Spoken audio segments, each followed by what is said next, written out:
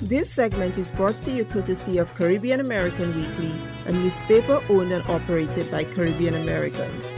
Read the latest edition at www.cawnyc.com. That's www.cawnyc.com. To like us on Facebook, to advertise or to subscribe, visit us at www.cawnyc.com.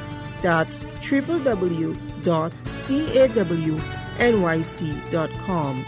To advertise with the Caribbean American Weekly publication for freelance assignments to distribute at your business place, visit us at www.cawnyc.com. That's www.cawnyc.com. Or to meet a marketing representative at our office, call 718-771-0988. That's 718-771-0988.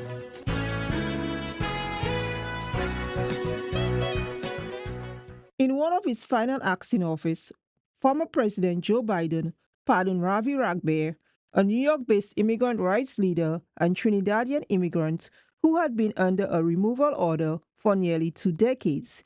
He also posthumously pardoned the Jamaican Pan-Africanist leader, the Honorable Marcus Garvey, nearly a century after his controversial conviction. These decisions were hailed by Caribbean community leaders as major victories for justice and recognition of the enduring struggles faced by immigrants. Joining us today to discuss the Honorable Garvey's pardon is Congresswoman Yvette Clarke, who represents the 9th District in Brooklyn, New York. Welcome, Ms. Clarke. Such a pleasure to have you with us. Absolutely, Pearl, for both Ravi Ragbir, who I've been championing his cause ever since I entered Congress, and also the Garvey family, who were seeking not only a posthumous pardon, but exoneration of the Honorable Marcus Messiah Garvey. And so I'm just pleased that I could play a role, that I was well positioned to be able to come through with my request of the president. Myself, alongside a number of my colleagues in Washington, D.C., particularly in the Congressional Black Caucus.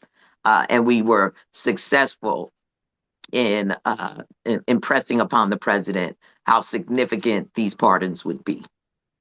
And speaking about how significant it would be, how do you believe that President Joe Biden's pardon will influence current movements advocating for racial justice, reparations, and the recognition of Black history in America? Yeah, it's what I've said. It creates a climate that I believe is important in this day and time for Black people to be focused on not only the contributions we've made, but the movement that never stops.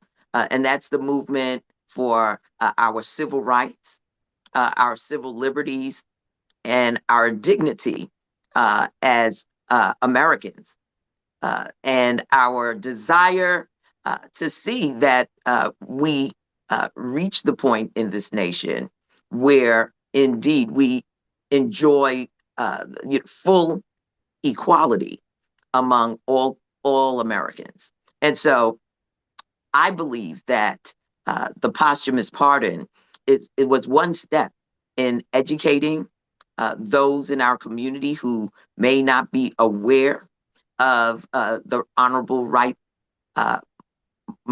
Marcus Messiah Garvey Jr. and not Jr., excuse me, the Honorable Marcus Messiah Garvey and his quest for full citizenship, global citizenship of people of African descent. The movement that he created, which was I think, grandfather of the modern day civil rights movement in the United States of America, was extremely successful, so much so that he was targeted by the United States government to stop his momentum. in uniting Black people globally. And so we have a unique environment that we find ourselves in now with Donald Trump. It's only unique in that it's unique to Donald Trump. We've been here before with him in his first term. And I think more than ever, as we look at what we're up against in terms of this administration, we can focus on uh, the lessons and the legacy of the Honorable Marcus Messiah Garvey to lead us through what is certain to be turbulent times, to learn lessons about what it means to be an immigrant of African descent in the United States and what we can do in our unity to come through hostility, racism, and still be victorious in the end. And yes, the Honorable Garvey did influence Malcolm X and Martin Luther King Jr. So this has been a long battle. How did you navigate, all those other challenges in your pursuit for the pardon and the exoneration? Well, I just stayed focused.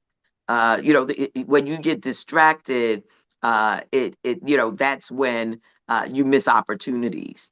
I saw this as an opportunity, as did the Garvey family, and we have stayed in close contact over the years in pursuit of a posthumous pardon, more more so an exoneration.